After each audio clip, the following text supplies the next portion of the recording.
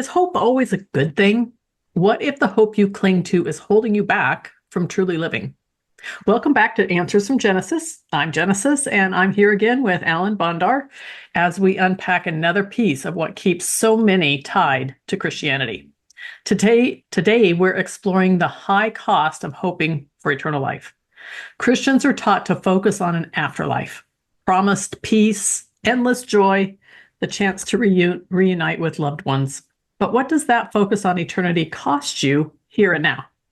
Can a hope like that actually get in the way of living the only life you know how? Alan, why don't you remind us a little bit of your book that this series is based on before we get started here? Yeah, sure, Jen. Jen and I are doing a series right now based on my book called How to Kill God the Easy Way. It's a book that is intended to help undo the brainwashing that Christianity has done to many of us for many, many years. And so by getting this book, the idea is that it will help you kind of be able to see what it is like to view the world and view life through a non-Christian perspective, more so like an atheist perspective. So that's the goal of the book. So I would encourage you to get it, whether you are a Christian that's diehard Christian, or you are a Christian who's questioning, or you're an atheist that's already out, and that's great. All of those possibilities are wonderful. Just get the book, and it gives you a chance to really see what unraveling all of that brainwashing does. And once you get there at the end of the book, then you get the opportunity to make a decision as to what it is you want to do with your life and what kind of life you want to live. But don't miss out on this opportunity, because um, you may think you have it all figured out, because as a Christian, there's no way you would ever deny God. I can tell you with 100% certainty, both Jen and I said that at one point. We would, right, Jen? Neither one of us would have said at one point in our lives that we could ever consider life without God. So just take the chance, read the book, and just see what happens. Go to Amazon and just search either "How to Kill God" the easy way, or Alan Bondar. You'll find it either way. And the link will also be below in the video, I assume. So Mhm. go check it out. Take a read, take a risk on life, because as we're going to talk today, hope in something that isn't real can actually ruin your life. Right, Jen? That's right. Now, in case you think that this is a promo for the book, it's not. This is actually supposed to be an episode. So, um, the episodes that we are doing here, that Ellen and I are doing on this particular series, line up loosely with the book, but they are two completely different sets of material. So, what we're talking about today complements the book, but it does not. It is not a substitute for the book, and vice versa. So, Alan, are you ready to start our 30-minute timer and 30 minutes. Let's do it. talk about hope? All right, and I know I'm the only one who can hear this timer because that's how they have the settings, but we've got it going. So, Alan, one of the first things that I noticed when I left Christianity and I started talking about it with other Christians and they asked me questions, right? I didn't come out here just preaching all this stuff, but people started asking me questions. And then one of the very first things, there was maybe 5 questions that I got all the time. And one of them was, "You're just taking away our hope. What hope do you have?" Right? And then the verse in Proverbs, I don't remember the exact one, 13:23 or something, 13:12, I think, "Hope deferred makes the heart sick." Yes. So this is the verse that gets thrown at us all the time, right? So we heard that in preterism. That was a big verse. And then we hear it a lot as we leave Christianity. So let's start with defining our terms. So what is this hope that Christians have that they are so afraid that we are taking away? I'm going to very briefly answer that, but I'm very interested in your answer to this, because I talk a lot about this in my book, and not everybody's going to have the chance to hear from you on it. So I'm very interested in your answer to this, especially since you've had people ask you. But very briefly, I would say that there are many different views, obviously, in Christianity of what the Christian is hoping for. Um, and it depends on your view of heaven, your eternal life view, whether it's past, present, current. There's just there's just so many views. It just becomes almost impossible to nail down what the particular Christian is hoping, in. But bottom line, I would say that it isn't, and I talk about this in my book, it isn't just the hope, it's the fear of not attaining to the hope that you think you're going to get. So if you don't remain embracing Christianity, if you don't remain embracing Christ, then there's this huge fear that you won't get what you think you're supposed to get, and you will instead get the opposite, whatever that punishment or penalty may be. For some it's hell, for some it's just ceasing to exist, whatever it may be. Or in some views, like even mine, because I tried to stretch it to the best I could as a Christian, just not attaining to eternal bliss. That was my greatest fear, and I thought that was some horrible thing. So, there's so many different views of hope, so many different fears that people have, but ultimately it's a fear. It's a fear of not getting what you want or what you think you're supposed to get in this ethereal, eternal, God-given thing. So, but I would love to hear your view on this because you were in this before I was, or out of it, I should say, before I was, and you've gotten a lot of questions. So I would love to hear what you think about this. All right. So fear of missing out, FOMO, right? And so Yeah. that's really what's going on here. And you're very, very accurate on that. Now, this is an analogy that I used to talk about a lot when I was in full preterism, because full preterists, just for those who aren't familiar, are people like Alan and I used to take this position in the Bible that Jesus already came back in AD 70. Everything was already done. All the promises were fulfilled. All the prophecies were fulfilled.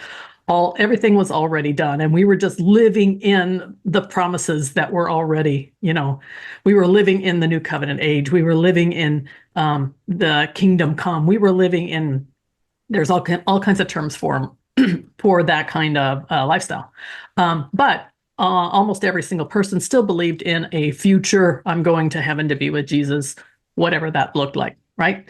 So this was an analogy that I used when I was trying to describe full preterism at that time, but that analogy holds true. It held true when I moved into universalism, which is the idea that everybody goes to heaven eventually. Everybody's universally reconciled to Jesus. That was a part of my journey. And then it still holds true in atheism. So this analogy holds true, I think, for whatever stage that you're in, and you're trying to figure out how does hope fit into this. So hopefully this helps. So let's say, and I realize that not everybody has done this, but I think that you can relate to the example. All right. So let's say that you are going to build a brand new home, and you go and you meet with a high-end architect because you're going to design your home. All right. So you're having him do the blueprints. You're talking about all of your plans, all of your ideas, all of your hopes and your dreams. And, you want to put this bedroom here, and you want to have this kind of window here, and this kind of appliance and these plants. And, you build the whole thing out, and you're so excited, right? And then you get the contractor, and the contractor comes in and he starts building the house, and he's building, the foundation, and he's building the walls, and he brings in all the subcontractors. They're doing all the electrical and the plumbing. And then you get the designers in, and they're putting in all the finishing touches. You've got the roof on. They come, they do the landscaping, they do all these things. You get all the financing ready. And then comes the day where you sign the papers and you move into the home. Is that the beginning or the end of your life? So in Christianity, that would just be like, that is our hope. Our hope is to someday move into this house. Well, what happens when you move into the house?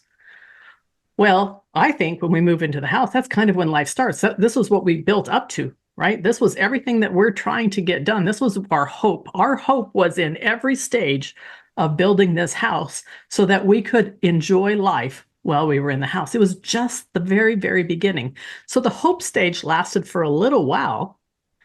And then we live our life. We enjoy our life. We enjoy our house. We have parties. We have holidays. We celebrate birthdays. We bring kids in. We have friends over. Whatever it is that you're going to do in your home, that's what you do. You just live your whole life. So most of your life is spent living real life.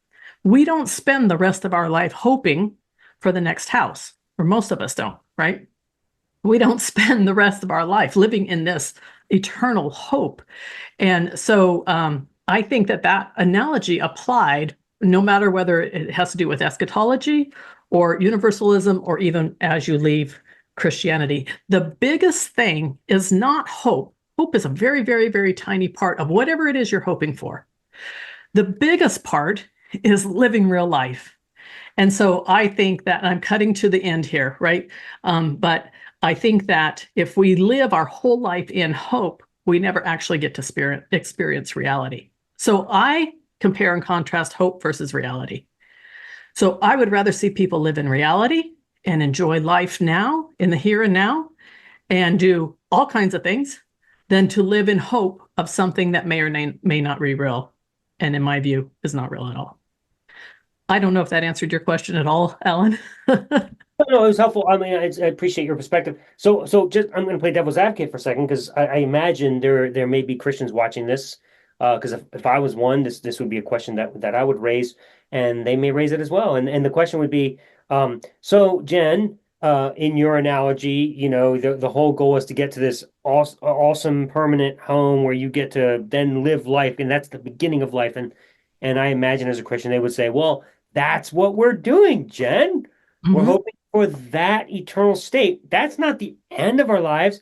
When we get there, that's what we're waiting for. And we get to live eternally happy in an eternal bliss with Jesus and enjoying life, and everything's going to be wonderful at that point. So, how would you respond to that using your analogy, maybe or tweaking your analogy? I don't even know which way you would do it, but Mm-hmm. how would you respond to that assessment of your analogy? So, have you ever gone on Zillow? And probably everybody can relate to this. You've gone on Zillow and you look at houses Yeah. and you like, ooh, I really like this, and you save this one is my favorite. This is my favorite. I don't want to see that one anymore. And you save them and you save them and you save them and you save them and you save them. You might go to a few open houses, right? You might even do a mortgage calculator to see what you can afford, Yep. but nothing happens. Nothing happens. You never go and fill out the loan application. You never go make an offer on the house. You never go and actually find the house. And you definitely don't get the keys to that house to move into. So you've spent your whole life living through someone else's fantasies, someone else's ideas, somebody else's homes on Zillow, and you never have one for yourself. And that's what the Christian life is in today's world. They spend their whole life living this fantasy, but it doesn't come true. In the end, it was just a fantasy.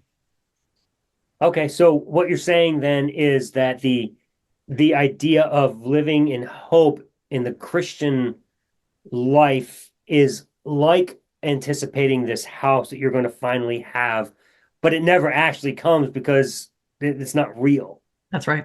right? So it's a facade, and so you're just always hope, hope, hope, and then eventually you just die and you never get what you were hoping for anyway because it's Right. You just have a long list of favorites on Zillow, and that's all you die with. right. Right. Versus real life where you actually do get something because it's tangible here in real life.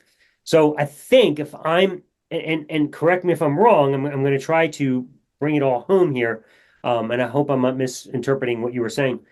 In real life, we look to the tangible real life stuff that is material that we can actually put our minds around and be like, okay, this is a real house. I want this house in Zillow. And so you go and you buy it, and then you're like, I did it. I did what I wanted. I got my dream. Now I'm going to live this. In Christianity, it's some non-material, always a benefit that is non-tangible. You're always reaching for. Hope makes, hope deferred makes the heart sick kind of thing. You're always chasing a carrot that doesn't exist, Mhm. and you never actually get to experience it in the here and now because the promise is you get it then after you die. That's right. And so the only way to ever know whether your hope will ever be achieved is if you die. And then, do you really know? And then well, I mean if we're right and there's and there's nothing after this, then no, you'll never know. you just think you're right until you die, and then unfortunately nobody's even there to point the finger at you and be like, "Ah, you arrogant asshole, you didn't get what you know what I mean." Like, we don't even get to say that. We don't even get to tell anybody afterwards that they were wrong because you're just dead. But then again, vice versa, the Christian doesn't get to point to us either and say, "Hey, you were wrong," because there's no afterlife either. So Right. Well, that's where we come up with Occam's razor, right? So, well, what if you're wrong? And each side is saying, what if you're wrong? right, yeah, So should right. I make another fake profession of faith just in case that I'm wrong? Well, that's where I had to come down on. I need to be 100% certain of what it is that I believe. And that's why I know that there are many atheists who still say, and you might be one of these, Alan, who still say, well, I'm kind of an agnostic atheist where I don't believe that there's any God, but it could be. Well, for myself, I had to get to the point where I am 100% sure of Christianity, or I am 100% sure that no God exists. I can't live in the in between like that. I'm not going to play the Occam's razor game. So I'm on the side. I used to be on the side where I was 100% sure of Christianity, but then when I really started digging in and looking at all of the facts, all of the evidence, and I found that we had none, like none. It'd be one thing if we had one or two, but we literally have none, right? And I can explain, we're not going to do this on today's show, but I can explain every idea, every concept, every view, every attribute of God, whether it's the Christian God or any of the other gods, any God, all those 3,000 gods that are out there. I can explain them with science, with facts, with evidence, with other terms that we now understand that they didn't understand 2,000 years ago. Then I can confidently say, I'm 100% sure that none of these gods exist. So I don't need to play the Occam's razor game again. So Occam's razor is going to come into that space between I'm not 100% sure on one side or the other. And that's where your hope comes in, right? If you're not 100% sure, you have to have a little bit of hope. Well, I think where I would stand is that um, I have not found any evidence whatsoever for any God that has been proclaimed to exist. I Right. can put it that way. Right. Um, I am an agnostic only because um, I am open to new possibilities always presenting themselves. That's how you discover anything. So if somebody comes along and they say, "Oh, I discovered there's a," and they might call it a god. I don't care if you call it a god or whatever, but they may call it a god, and they say, Balukala. Okay, Balukala. Who the fuck Balukala is? Okay, wonderful, Balukala. And then they actually find a way to prove it, like science has proven energy or gravity. Dude, if that happens, I'm like, great. That's a great new explanation for how this all came about. Because as of right now, I don't think science has been able to demonstrate 100% definitively how all this started. So until we can prove definitively how all of this began, I personally choose to remain open to the possibility that it could be anything. And I know this is supposed to be about hope, but I do want to address that just briefly. So Yeah, sure. I do have an hour long video that I've already prepared. I just want to do some visuals for it. So I haven't actually recorded this yet on that very topic, Alan. And I do think that I can show and I can answer all your questions. I think. And I know I'm making a very, very, very bold statement in saying this, right? But I do think that I can. But when we come back to the hope part of this, are you hoping that there is some kind of God out there? Or do you have some kind of hope that there is a God who loves you? There's a God who's your father. There is a God who has a relationship with you. There's a God who cares about you. There's a God who's going to take care of you. There's a God who cares if you get sick or not. There's a God who cares if you have enough to eat or not. There's a God who wants to make sure you have a roof over your head. There's a God who cares about your relationships. Do we have any evidence at all whatsoever of any of that type of God in today's universe? No, I would say that at this point in my life, if I were to say I was hoping to discover any sort of God, if in fact that was even my goal, which it isn't, I'm just hoping to discover anything at all that makes sense of where we started. I really don't care what the conclusion is, honestly. Like I'm not opposed. And I guess my point is I'm not at this stage in my life opposed to somebody finally proving some God exists. I don't think it's going to happen. 2,000 years later, here we are still finding every piece of evidence wanting. I mean, I'm at a point where I'm done with that. I say we just move on. All I'm saying is I'm open to the possibility that something out there may come up that nobody has thought of because there could be 20 different options that nobody's thought of yet that still may explain everything. So I'm just open to that. But as far as all these things you were explaining, like some personal being that coming into your life, at the very, very best, I would say, if any sort of being supernatural, it would be a deist god of some sort that doesn't actually give two shits about us because if he did, we'd already know about it. So at the very, very best, it's some god that spun the world, like Lincoln said, and that's great. Like, fine, if that's, but even then, it would require a lot of proof. But I'm here to say, from the bottom line, it isn't Yahweh, it isn't Allah, it isn't any God that has been presented thus far. So, no, I have no hope whatsoever that there's some eternal state waiting for me where some caring God is going to take me to some eternal place that is somehow wonderful that makes more sense of my chapter in my book because it does like there's no view of eternal life that makes any good sense at all. They're all horrible and they're all boring. So no, I'm with you. Like that's when I say I'm an agnostic, that's where I'm at. I don't mean that I think any of these current gods that personal beings could somehow surface. I think we're done with that. Like we've done everything for years, like centuries, and we've come up short every time. So no, I have no hope that that's ever going to surface. None whatsoever. Yeah. Well, let's kind of stick on hope here. We have a few Yeah, more minutes. yeah. I know that we like talking about all these different aspects of it, but let's talk about hope. So, in a Christian's life, why do we want it? Christians keep asking me, I think they've asked you too, why do you want to take away my hope? Mhm. Can't you just leave me alone?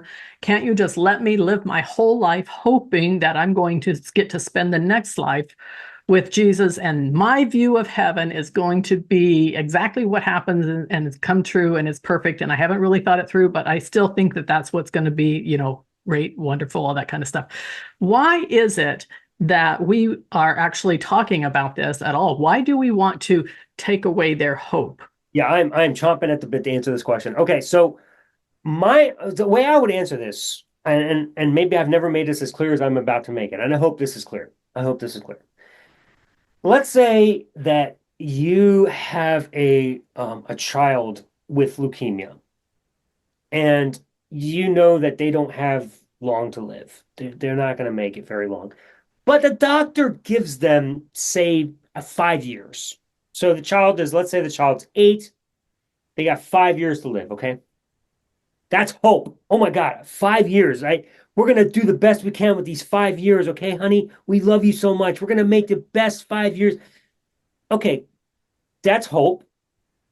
Let's say then I can come in and I'm this guy that finally and let's just say, okay, this is hypothetical. I come in and I got this cure to leukemia. I figured it out scientifically, not some miracle garbage, some literal scientific cure, whatever it may be. Rub this jelly on your face 5 times a day for 6 weeks and it cures your leukemia. Who cares? Whatever it is, if it's realistic, right?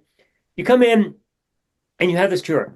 Now you tell this child, if you just do this, you have hope that you will live a full life of 80 to 100 years. So you ask me, why do I care to come in and try to help Christians get free of Christianity when they have hope that they're going to live this eternal life? My take on that is you are living a lie. You're not going to live eternally. There is no eternal life. So you're living a facade. So the best you're going to have is to waste 80 to 100 years of your life living under the thumb and pressure of a church and a religion that's going to make you lack the pleasures of this life because you're not allowed to do it. You got to live for some God who demands your obedience and all this garbage. And I come in and I say, hey guys, hey, I discovered the cure to this. You don't have to live for a God that doesn't exist. Go figure. You're gonna live, you're gonna die. So alleviate yourself from all of that thumb pressure and live your life. Live how you want to live because it's the only life you have. And I don't want you to be robbed of this life. I know the timing parallels aren't the same, but the conceptual parallel is the same. I am coming in with a cure. I am saying there is a better option here. There is something that will actually give you a hope of a better life that you're missing out on because you're holding on to this 5 years of hope. You're holding on to this eternal state of hope. Neither one of them have to be the life you live. You can live a true life of hope, a true life of enjoyment and pleasure, and not waste it on a facade. I guess that would be my answer. Let's take a look at that timing, though. And I think there's something that most Christians haven't thought about that. And let's just say that your child was given 5 years to live, which is actually a very long time in cancer type stuff. Usually it's, they tell them when it gets to the 1 year point or less. Well, let's just say it's 5 years, right? Sure. And so if our hope is in the next life, if our hope is in going to heaven, if our hope is in seeing Jesus, why don't they just send the child then to go see Jesus? Isn't that a better life? Do they really Right. want the child to get sick for the next 5 years? That child's going to get sicker and sicker and sicker every day. Right. Some of it's going to be really, really, really bad, but they're going to, even Christians, 99.99% of all Christians are still going to hold on to that child, and they're going to do everything they can to help that child, whether it's going to doctors or using alternative methods or whatever it is that they can to help that child to get through those 5 years. Well, if heaven is that much better, why aren't they just sending their child? And I know this is controversial. Why aren't they just sending their child to heaven right now to be with Jesus? Why are they waiting that 5 years? Why are they going to torment their children for 5 years when they could send them to a better place? Because some loving God up in the sky says that that's murder. But they haven't really thought this through, right? If heaven is really a better place, why do Christians stay here on earth when they're going through a divorce? Because they have the same divorce rate as everyone else. When they are struggling financially, because they have the same financial problems as everyone else. When they have all these sickness problems, because Christians are actually sicker more than the average non-Christian person, the average American person, I should say. When Christians are going through all of these different things, when their whole life is falling apart, and I see it all the time on Facebook and stuff, and people write about their life, right? And you just see their Christians' lives just falling apart, just like everyone else's. Why do they stay here and go through all the struggle of all this kind of stuff when their hope is in getting to a better place? Their hope is in going to heaven. Their hope is in spending the rest of this magical, magical life with Jesus. Well, sadly, Jen, many, if not most, or even all, and I'd probably even put myself in that category at some stage in my Christianity, probably not near the end, but at some stage in my Christianity, that the reason you hold on is because it's a sin to commit suicide. And so, it's a lot of Christians think of it as the unpardonable sin. If you kill yourself, then you're going to hell. And so again, it comes down to fear tactics. Like I have to hold on because the only way I'm going to get to and see this is Jen. Oh my goodness, Jen, this is the most frustrating thing to me. This is the premise of my book. So if you're listening to the show, this is why you need to read my book, because this is the premise of my book.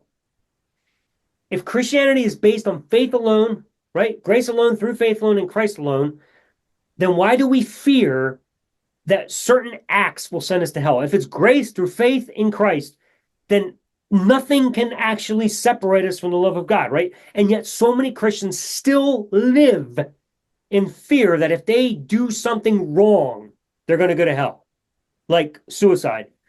Wake up. This is a faith alone religion. If it's faith alone, your suicide has no bearing on that whatsoever. God's Well, grace let's has make it paid for it. easier. Let's make it easier than even the suicide or murdering your children. Okay. Sure. I want to make sure everybody knows I'm not advocating either one of those, but let's just talk about reality. So when I was married, my husband at the time was diagnosed with a very aggressive form of prostate cancer. And the doctor told him, if you don't have surgery, you will die within 3 weeks. Now, he was suffering a lot, right? He was going through a whole lot of stuff, not only physically, but our marriage was a huge mess. and our family was a mess, and all kinds of things was a mess. All right. Yep. So he didn't have to have that surgery, right? Doctor said you're going to die in 3 weeks if you don't have this surgery. Now, how often does that happen when people go to the doctor? And I'm going to just tell you all the time, all the time, because doctors use fear. Now, it's not always true. In fact, we've seen studies in the last couple of months come out where doctors have said that when it actually wasn't true. But they use this fear to get people to do what they want. So let's just assume it was true and he was going to die in those 3 weeks. Wouldn't it have been better for him to just, that's the end of life. It's okay. I'm done. It's time for me to go be with Jesus in magical heaven from now on. But no, he ran out and had the surgery, just like all the other Christians do. Right? That's not suicide. That's not murder. They still are going to do everything they can to hold on to staying here on earth, even though their hope is for a better life. So this is cognitive dissonance that I don't think most Christians are even aware of on how much it is, playing a part. And we only have a minute left here, but I wanted to bring up one other thing, and that is how much people are wasting their lives. So there's a saying, someone is so heavenly minded, they're no earthly good. And that was something that I was brought up with quite a bit. And I've noticed that a lot. And I think about if you just have one Christian and they waste their life, well, that's one person who wasted their life. But there are millions of Christians around the world right now who spend all of their extra time, energy, attention, emotional, everything into God, into church, into Christianity, into the Bible, into the worship service, into the team they're on, into missionary work, into all of this kind of stuff. What if all of those people collectively stopped their imaginary relationships, stopped that hope in things that are not going to happen, and actually lived their whole lives right here and changed the world for the better that they want to see in the next life, but we changed it for the better right here? And that's why I get upset with Christians, because I really do think that we could change the world. I agree. Focused on it right now instead of in an imaginary time that's not going to happen. I agree. As a statement I made in my book, as theism dies, humanism will rise. And that's what we need. You're absolutely right. And there's our timer. So just like with any addiction that you need to quit, faith. Faith is the addiction that we want you to quit today. All right. So once we're just brainwashing's been removed, you just pick a time and you stop, right, Jen? That's right. But listen, guys, don't just leave yet. Please subscribe, like, and comment here below. And if you want to join our fast-growing community of ex-Christians on Facebook, we encourage you to click the link also that's in the link below. Come join us. It's a fun conversation. You can make all kinds of posts about your escape and things you're questioning. It's a really fun time. So come join us over there. All right. If you found any value in our discussion this week, you can drop a tip in the tip jar, and we'll be back next week. So until then, question your faith with Answers from Genesis.